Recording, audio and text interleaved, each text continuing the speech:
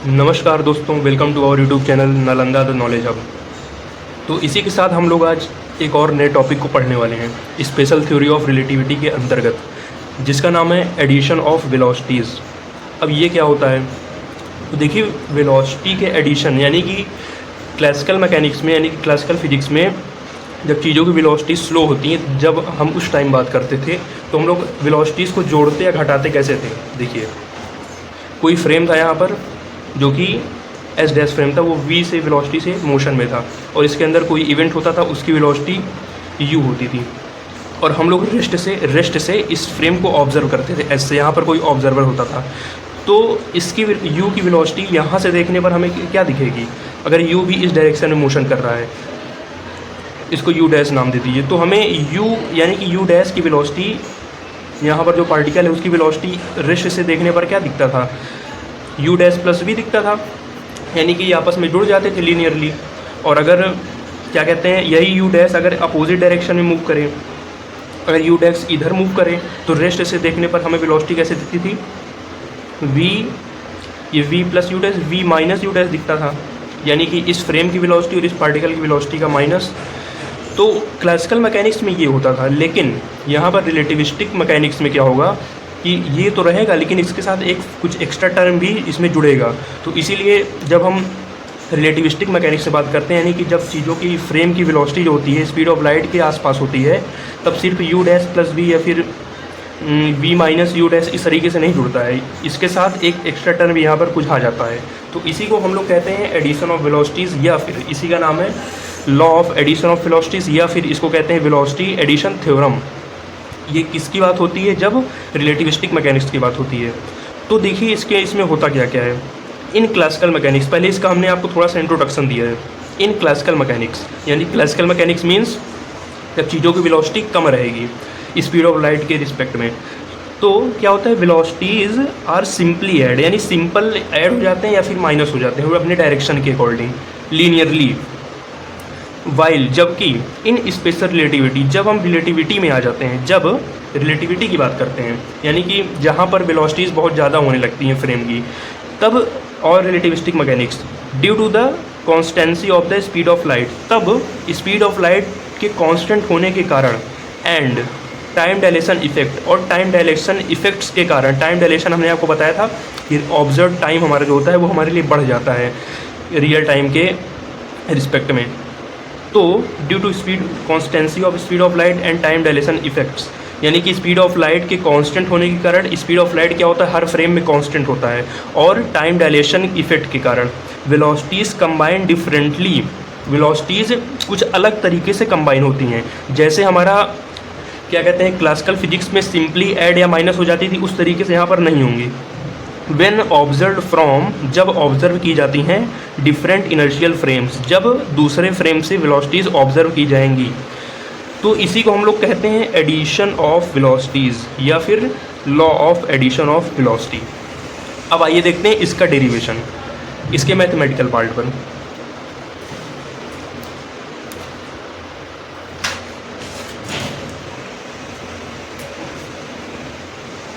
देखिए, हम लोग क्या सपोज करते हैं कि the coordinates of an event or particle P is X dash Y dash Z dash T dash on a moving frame S dash. एक मूविंग फ्रेम हमारा है एस डैश है, यानी कि ये फ्रेम क्या है, कांस्टेंट वेलोसिटी v से मूव कर रहा है, और इस पर एक कोई इवेंट होता है P, ठीक है। उस इवेंट के कोऑर्डिनेट्स क्या हैं, X dash Y dash Z dash और टी डैश, यानी कि वो इवेंट टाइम टी डैश पर हुआ है। अब आगे क्या कहा गया है, with velocity p is on a moving frame S dash with velocity v, यानी कि ये फ्रेम एस डैश जो है v से मूव कर रहा है। तो this event is now observe from stationary frame s, यानी कि ये हमारा जो इवेंट है ये एक स्टेशनरी फ्रेम s से, ये वाला जो फ्रेम है फ्रेम s ये रुका हुआ है, यहाँ से इसको ऑब्जर्व किया जा रहा है, having coordinates x y z और t। तो इस इवेंट के कोऑर्डिनेट्स इस पर क्या हो जाएंगे, फ्रेम s पर क्या हो जाएंगे, x y z और t हो जाएगा। अब आगे देखिए, अब अगर हम इसमें में लॉरेंस ट्रांसफॉर्मेशन यूज़ करें तब क्या होगा, according to Lorentz transformation equations. इसमें करना कुछ नहीं है, बस जैसे जैसे बता रहे हैं वैसे वैसे आप लोग देखते जाइए, हम आगे आप खुद ही अगला स्टेप बताएंगे, हम आपसे बस इसमें पूछेंगे। सिंपल सा डेरिवेशन है। तो अगर हम इसमें लॉरेंस ट्रांसफॉर्मेशन इक्वेशन यूज़ करें तब क्या होगा। लॉरेंस ट्रांसफॉर्मेशन इक्वेशन क्या होता है, ऑब्जर्व्ड कोऑर्डिनेट्स को रियल कोऑर्डिनेट्स को ऑब्जर्व्ड कोऑर्डिनेट्स के रिस्पेक्ट में चेंज करना लॉरेंस ट्रांसफॉर्मेशन, और ऑब्जर्व्ड कोऑर्डिनेट्स को रियल कोऑर्डिनेट्स में चेंज करना इनवर्स लॉरेंस ट्रांसफॉर्मेशन। तो यहाँ पर हमें लॉरेंस ट्रांसफॉर्मेशन यूज़ करना है। तो हम X dash Y dash Z dash और टी डैश को एक्स वाई जेड और टी में चेंज करते हैं। हमने क्या लिखा, then according to Lorentz transformation equation. तो हमें यहाँ से क्या मिलेगा, एक्स डैश बराबर X dash minus V T upon under root one minus we square by C square. ये क्या है, ये हमारा लॉरेंस ट्रांसफॉर्मेशन इक्वेशन है। अब देखिए अगर हम डी एक्स डैश निकालना चाहें तब क्या होगा, ये आप खुद से कर लेंगे। अब आगे आप बताइए डी एक्स डैश, अगर हम डी एक्स डैश निकालें तब क्या हो जाएगा। तो आपको पता है कि x जो होगा वो dx हो जाएगा। अगर इधर हमने d लिया तो इधर भी हर सारे टर्म का d हो जाएगा माइनस, क्योंकि v कांस्टेंट है, ठीक है, कांस्टेंट वेलोसिटी से s डैश मूव कर रहा है, इसलिए v का डिफरेंशिएशन नहीं होगा, तो v बाहर हो जाएगा और t का क्या हो जाएगा dt अपॉन अंडर रूट, और ये वाला टर्म पूरा कांस्टेंट है, 1 minus V constant C constant, तो ये पूरा टर्म कांस्टेंट इसलिए ये एस टी लिखा जाएगा 1 minus we square by C square. ये हमारा हो गया डी एक्स डैश की वैल्यू। अगर इसी प्रकार हम लोग डी वाई डैश निकालना चाहें बराबर ये डी वाई हो जाएगा, क्योंकि लॉरेंस ट्रांसफॉर्मेशन में वाई डैश बराबर वाई होता है। कब होता है, जब हमारा फ्रेम जो होते हैं वे एक्स एक्सिस के डायरेक्शन में मूव करते हैं, तो वाई डैश बराबर वाई, यानी कि वाई के डायरेक्शन में कोई प्रभाव नहीं पड़ता। और यहाँ से जेड डैश बराबर जेड, तो यहाँ पे डी जेड डैश बराबर क्या हो जाएगा डी जेड। अब आगे देखिए, अब लॉरेंस ट्रांसफॉर्मेशन की इक्वेशन में एक और बचता था टाइम का। तो टाइम को हम लोग कैसे चेंज करते थे, टी डैश बराबर, यानी कि रियल टाइम को ऑब्जर्व टाइम में चेंज करते थे, टी डैश बराबर T minus V X by C square upon under root one minus we square by C square. अब इसका हम लोग डी टी निकालना चाहें तब क्या होगा, डी टी डैश बराबर हो जाएगा हमारा D T minus we D x by C square upon under root one minus we square by C square. तो ये तो हो गया कि उस इवेंट के कोऑर्डिनेट्स, यानी कि उसके पॉइंट्स। अब देखिए, अब हमें निकालना क्या है, उस इवेंट की वेलोसिटी, ठीक है, यानी कि जो इवेंट यहाँ पर हो रहा है इसकी वेलोसिटी हमें निकालना है, एक्स डायरेक्शन में, वाई डायरेक्शन में और जेड डायरेक्शन में। तो इसकी जो रियल वेलोसिटी आएगी, यानी कि you x dash, U Y dash, you Z dash, ये तीनों आएगी। तो हमें इस टॉपिक में ये पढ़ना है कि यू एक्स डैश को, अगर यहाँ पर यू एक्स डैश है तो यू वाई डैश की, सॉरी, तो यू एक्स की वैल्यू क्या होगी। अगर वाई डायरेक्शन में पार्टिकल की वेलोसिटी यू वाई डैश है तो हम लोग ऑब्जर्व वेलोसिटी यू आई हमें क्या दिखेगा। अगर जेड डायरेक्शन में पार्टिकल की वेलोसिटी यू जेड डैश है तो हमें यहाँ पर जो यहाँ से ऑब्जर्व हम लोग इसको करेंगे तो हमें यू जेड क्या दिखेगा, यानी कि you x dash, you I dash और यू जेड डैश को यू एक्स, यू आई और यू जेड के टर्म में हमें यहाँ पर चेंज करना है। या फिर अगर हम कन्वर्सली कहें तो हमें यू एक्स, यू आई और यू जेड को u x dash, you I dash और यू जेड डैश में चेंज करना है। यही हमें इस वाले टॉपिक में करना है। तो पहले हम तो यू एक्स डैश निकालेंगे, यू आई डैश निकालेंगे और यू जेड डैश निकालेंगे। तो हम देखते हैं हमें रिजल्ट क्या मिलता है। तो हमें यू एक्स डैश कैसे मिलेगा आप बताइए। इस पार्टिकल की वेलोसिटी एक्स एक्सिस के अलोंग, यानी कि यू एक्स डैश निकालना है और फ्रेम एस डैश के रिस्पेक्ट में। तो यू एक्स डैश हमें क्या मिल जाएगा, u x dash D X dash by D T dash, यानी कि डिस्टेंस अपॉन टाइम से, ठीक है। पार्टिकल को हमने मान लिया कि अभी मूव कर रहा है तो इसकी वेलोसिटी सभी डायरेक्शन में अलग अलग हमें मिलेंगी। तो एक्स एक्सिस के डायरेक्शन में यू एक्स डैश बराबर d X dash by D T dash. देखिए, अब देखिए, if p is moving with velocity u, हम मान लेते हैं कि p जो है मूव कर रहा है वेलोसिटी u से on moving frame S dash, moving frame S dash पर, then components of its velocity. तो p के जो वेलोसिटीज़ हैं उसके कंपोनेंट्स, यानी x डायरेक्शन में अलग होंगे, y डायरेक्शन में अलग और z डायरेक्शन में अलग। तो in both frames can be written as, तो बोथ फ्रेम यानी दोनों फ्रेम में हम लोग देखेंगे क्या क्या होगा। तो यू एक्स डैश बराबर क्या हो जाएगा, यानी कि फ्रेम एस डैश में उसके एक्स कंपोनेंट की velocity D X dash by D T dash, इसी प्रकार U I dash D Y dash by D T dash और यू जेड डैश बराबर क्या हो जाएगा D Z dash by D T dash. ठीक इसी प्रकार अगर हम उसको ऑब्जर्व यानी कि फ्रेस्ट फ्रेम से देखेंगे तो ऑब्जर्व वेलोसिटीज़ क्या हमें मिलेंगी, यू एक्स, यू आई और यू जेड मिलेंगी। और यू एक्स बराबर d x by D t, u i बराबर d y by D T और यू जेड बराबर d z by D t. अब हमें इसमें निकालना क्या है, यू एक्स डैश को यू एक्स के टर्म में, यू आई डैश को यू आई के टर्म में और यू जेड डैश को यू जेड के टर्म में। वही हमारा हो जाएगा वेलोसिटी एडिशन फॉर्मूला। ठीक है, तो अब देखिए हम लोग यू एक्स डैश सबसे पहले निकालते हैं। एक हम निकालेंगे, इसी तरह सारा निकालना है और आगे हमें एक्स्ट्रा इसमें कुछ नहीं करना है। तो देखिए यू एक्स डैश की वैल्यू क्या होगी, D x by D T dash. अब आप लोग डी एक्स डैश और डी टी डैश की वैल्यू रख दीजिए। देखिए डी एक्स डैश की वैल्यू आपको क्या मिली है, D x minus we D T upon under root one minus B square by C square, तो बराबर वी एक्स, देखिए D x minus we D T, तो यहाँ पर हो जाएगा d x minus we D T upon under root one minus we square by C square और upon, अब हमें डी टी डैश की वैल्यू रखना है। डी टी डैश का मान d T minus we D x by C square और upon under root one minus we square by C square, ये टर्म हो जाएगा हमारा कैंसिल, बराबर d x minus we D T upon D T minus we D x upon C square.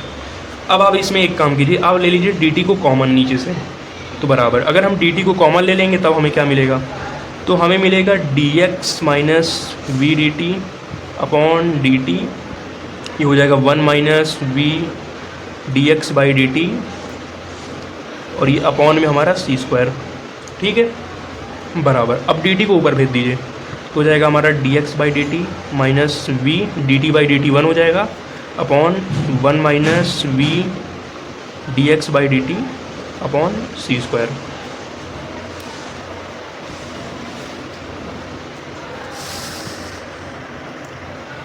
अब आगे देखिए D x by D t क्या हो जाएगा, from equation 6 d x by D t बराबर यू एक्स हो जाएगा हमारा u x minus v upon one minus v और d x by D t बराबर u x v u x upon सी square. तो यहाँ से हमें यू एक्स डैश की वैल्यू क्या मिल गई, u x minus v upon one minus v u x by C square. ये हमारा वेलोसिटी एडिशन थ्योरम का पहला फॉर्मूला, इसको हम लोग नाम दे सकते हैं इक्वेशन ए, ठीक है। अब हम निकालेंगे यू आई डैश, तो फ्रॉम इक्वेशन 5 हमें यू आई डैश क्या है, हमारे पास है u i d Y dash by D T dash. Now u I dash बराबर क्या हो जाएगा, d Y dash by D T dash. और हमने देखा था कि हमारा जो डी वाई डैश था उसकी वैल्यू हमारी आई थी डी वाई, आप वीडियो को पीछे करके देख सकते हैं, डी वाई डैश की वैल्यू डी वाई और डी टी डैश हमारे पास क्या है, d T minus we D x by C square upon under root one minus we square by C square.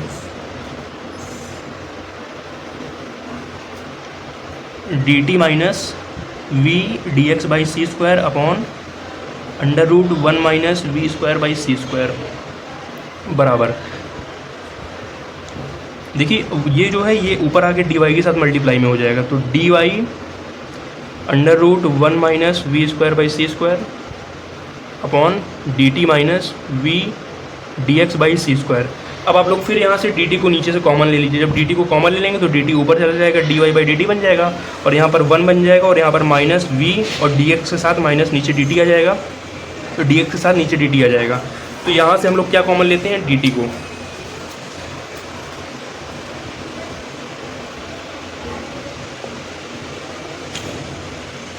हाँ अब दिख रहा है।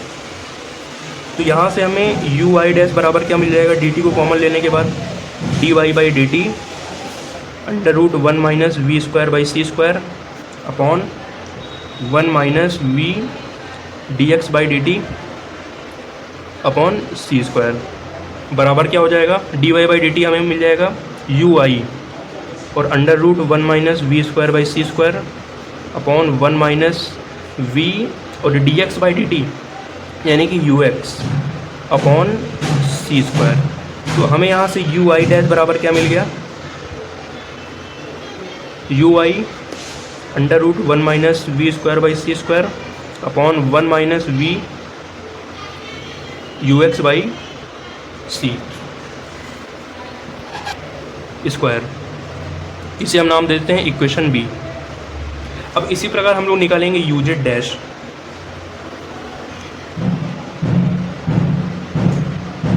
Now u Z dash, you Z dash का मान क्या है, d Z dash by D T dash, d Z dash का मान डी जेड हो जाएगा अपॉन, और डी टी डैश की value d T minus we D x upon C square upon under root 1 minus we square by C square. तो इसका भी calculation same u आई dash वाले के जैसा ही है। तो इसको हम लोग बराबर क्या लिख सकते हैं, u z under root 1 minus we square by C square upon 1 minus v u x by C square. यहाँ से हमें क्या मिल गया, u Z dash is equals to u z under root 1 minus we square by C square upon 1 minus v u x upon C square, equation c. ठीक है, तो हमें वेलोसिटी एडिशन थ्योरम के अंतर्गत या फिर लॉ ऑफ वेलोसिटी एडिशन के अंतर्गत 3 इक्वेशंस हमें मिल गए। हमें कौन कौन से इक्वेशन मिले, देखिए, दस वी हैव, हमारे पास क्या क्या हमें मिला, उनको हम एक करके लिख लेते हैं। सबसे पहले हमें मिला यू एक्स डैश बराबर यू एक्स माइनस वी, इसको ब्लैक पेन से लिख देते हैं ताकि आपको अलग से दिखाई दे, u x minus v upon 1 minus v u x by C square, ये मिल गया। हमें यू आई डैश बराबर क्या मिला, u i under root 1 minus we square by C square upon 1 minus v u x by C square. हमें u Z dash बराबर क्या मिला, बराबर u z under root 1 minus we square by C square upon 1 minus v u x by C square. तो ये हमारे क्या हो गए, वेलोसिटीज़ हो गई। कब, ये जब एक फ्रेम में पार्टिकल मूव कर रहा है तो दूसरे फ्रेम के रिस्पेक्ट में उस पार्टिकल की वेलोसिटी हमें मिल गई। और अगर इसी को हम इन्वर्सली लिखना चाहें तब क्या हो जाएगा, यू एक्स बराबर क्या हो जाएगा, u x dash plus we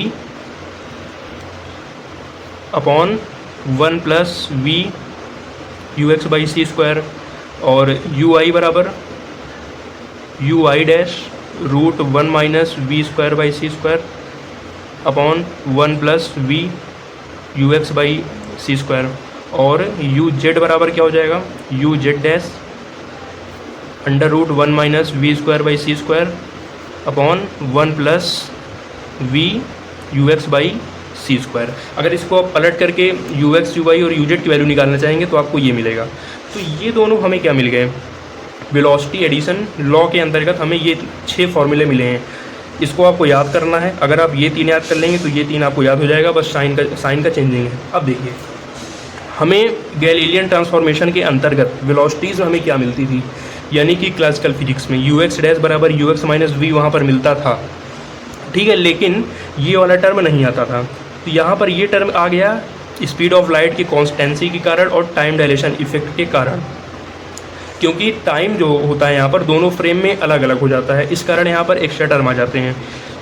और इसी प्रकार U I dash Galilean transformation में होता था यू आई डैश बराबर यू आई, यानी कि वेलोसिटी वाई एक्सिस के अलॉन्ग हमें दोनों फ्रेम में सेम मिलती थी। लेकिन यहाँ पर क्या होगा, क्योंकि हमारा डी टी डैश बराबर डी टी यहाँ पर नहीं होता है, इस कारण हमें यू आई के अलावा हमें ये एक्स्ट्रा टर्म यहाँ पर मिल जाता है। इसी प्रकार यू जेड डैश बराबर यू जेड में हमें ये इतना एक्स्ट्रा टर्म मिल जाता है। इसी प्रकार हम इसी का इन्वर्स जब निकालेंगे तो यू एक्स बराबर ये हो जाएगा, यू आई बराबर ये और यू जेड बराबर ये। तो हमें ये मिला क्या है, एक बार फिर से इस फॉर्मूले का मतलब समझते हैं। यू एक्स यू आई और यू जेड ये बताता है अगर किसी मूविंग फ्रेम में एक पार्टिकल मूव कर रहा है जिसका वेलोसिटी एक्स वाई और जेड डायरेक्शन के अलॉन्ग क्रमशः you x dash you I dash और यू जेड डैश है, तब रेस्ट से हमें क्या दिखेगी, उसकी velocity you x you i और यू जेड दिखेगा। तो हम दोनों को एक दूसरे में कन्वर्ट कैसे कर सकते हैं, ठीक है, यानी कि यू एक्स को यू एक्स डैश में कैसे चेंज कर सकते हैं और यू एक्स डैश को यू एक्स में कैसे चेंज कर सकते हैं, यही हमें बताता है एडिशन ऑफ वेलोसिटीज़। अब देखिए, अगर हमें क्या मालूम है, जब हम लोग जब रिलेटिविस्टिक मैकेनिक्स में लॉरेंट ट्रांसफॉर्मेशन टॉपिक स्टार्ट किए थे तो हमने क्या पढ़ा था कि जो स्पीड ऑफ लाइट होती है वो सभी फ्रेम में सेम होती है, ठीक है। अगर ये पार्टिकल स्पीड ऑफ लाइट से इस फ्रेम में चल रहा है तो स्पीड, तो हमें जो ऑब्जर्व यहाँ से अगर you x dash speed of light हो गई, ठीक, पार्टिकल एक्स एक्सिस के अलॉन्ग यू एक्स डैश बराबर सी से चल रहा है, तो और ये वाला फ्रेम भी अगर वी बराबर सी से चल रहा है, तो यहाँ पर हमें जो ऑब्जर्व वेलोसिटी इसकी दिखेगी यू एक्स दिखेगी, वो भी हमें सी ही दिखेगी। इस रिजल्ट से हम ये भी प्रूफ कर सकते हैं। इसका मतलब क्या हुआ कि स्पीड ऑफ लाइट जो होता है वो सभी फ्रेम में सेम होता है, उसमें कोई भी फ़र्क नहीं पड़ता है। देखिए, अगर दूसरा जो पार्टिकल हमारा है मूविंग फ्रेम में, अगर उसकी velocity if you x dash बराबर सी वो स्पीड ऑफ लाइट से चलने लगे, ठीक है, तो हमें ये दिखाना है कि जो हम ऑब्जर्व करेंगे यू एक्स वो भी सी ही आएगा। तो अगर देखिए उस पार्टिकल की वेलोसिटी सी है तो उस फ्रेम की वेलोसिटी क्या होगी, वी बराबर, फ्रेम की वेलोसिटी उससे कम तो होगी नहीं तो वो पार्टिकल उस अपने फ्रेम से ही आगे निकल जाएगा, और फ्रेम की वेलोसिटी सी से ज़्यादा भी नहीं होगी, क्योंकि सी से स्पीड ऑफ लाइट से ज़्यादा तो वैसे भी नहीं हो सकती है, तो वी बराबर भी हमें सी लेना पड़ेगा। तो यू एक्स डैश बराबर सी और वी बराबर सी, यानी कि अगर पार्टिकल मूविंग फ्रेम में वेलोसिटी सी से चल रहा है तब यू एक्स बराबर क्या हो जाएगा, तो यू एक्स बराबर हम लोग यहाँ पर law of addition of velocity लगा देते हैं, u x dash plus v upon 1 plus v u x by C square. अब आप ये दोनों वैल्यूज़ में पुट कर दीजिए, तो यहाँ से हमें यू एक्स क्या मिल जाएगा, c plus c by 1 plus v की value c into u x बराबर, सॉरी यहाँ पर यू एक्स डैश होगा, तो यू एक्स डैश की वैल्यू सी। यहाँ पर भी देखिए यू एक्स डैश और यू एक्स डैश तीनों टर्म में ये होगा, ठीक है, इसको ठीक कर लीजिएगा।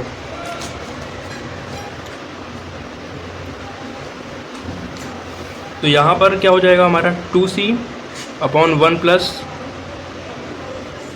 और नीचे सी स्क्वायर है तो सी स्क्वायर हो जाएगा, सी स्क्वायर बाई सी स्क्वायर बराबर 2c अपॉन 1 प्लस 1 बराबर 2c अपॉन 2, और इसकी वैल्यू क्या आ जाएगी c। यानी कि अगर पार्टिकल स्पीड ऑफ लाइट से मूव कर रहा है तो हमें उसकी वेलोसिटी हर एक फ्रेम में c ही दिखेगी। इससे हमें रिजल्ट ये मिलता है कि जो लाइट की स्पीड होती है वो सभी फ्रेम में कांस्टेंट होती है। तो ये हमारा एडिशन ऑफ वेलोसिटी का टॉपिक पूरा हुआ। अब हम लोग एक और वीडियो में इससे रिलेटेड इंपॉर्टेंट न्यूमेरिकल्स करेंगे, जिससे आपको कॉन्सेप्ट और भी ज़्यादा क्लियर होगा। तो ठीक है, हम लोग मिलते हैं अगली वीडियो में, तब तक के लिए धन्यवाद। वीडियो को लाइक, चैनल को सब्सक्राइब एंड शेयर कीजिएगा। Thank you.